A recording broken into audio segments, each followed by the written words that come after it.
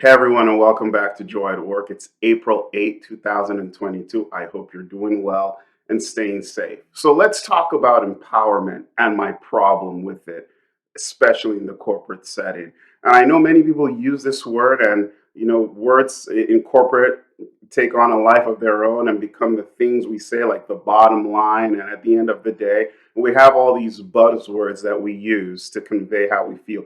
But empowerment's one of those words that really rubs me the wrong way these days. And it's because I've reflected on what empowerment truly means. Empowerment implies that somebody has power and somebody doesn't. And the person with power is giving the one without power for them to do to act or do their job. It also implies that the one who is given power can take the power away at any time. So why do we use this term? Why is it that when people come into our organization, they don't have the power they need by default, at least, to do the jobs they are supposed to do?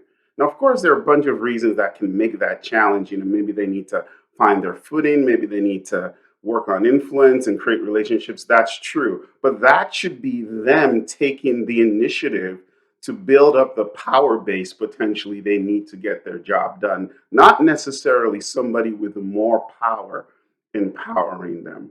This empowerment idea definitely creates a bit of a class system in our organizations. And yet we know we have people with management responsibilities, like full-time management responsibilities, and maybe those who don't have full-time management responsibilities. And these are different functions and concerns, and that's okay. But when one group has the ability to empower and take away power and talks about it that way, that's probably not the healthiest of things. I will offer to you today that this whole idea that we empower our people is largely patronizing. I know we think, and I've thought in the past that it was a good thing to say, but I'm not so sure that it is.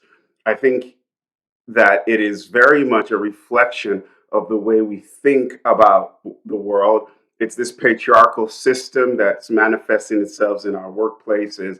It's a little bit of paternalism, as I've talked about recently, too, where one group thinks, hey, I'm responsible for the caring and feeding of another group, almost as if in the workplace, the people we're working with are children that have been brought to daycare that we need to look after. So I think I'm challenging you today to think about how you use that word empowerment. I'm also challenging people who find themselves in a position where somebody has to step in for them to get their job done. When you get a new job, one of the things that should come with that job is the resources to execute that job. That should just be part of the package. And if you don't have that as part of the package, then you're probably in a spot where it's going to be very difficult to find joy at work. And sometimes we also create this vicious cycle. We say, I have not been empowered. Well, what does that even mean? What are you looking for?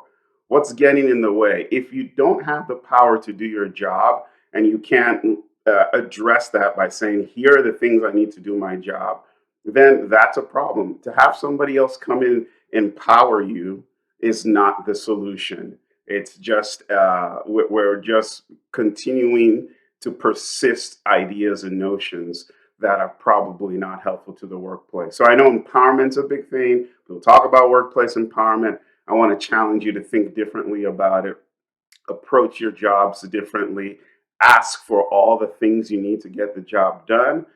And hopefully, this is one of the ways you'll find joy at work. All right, see you next time. Bye.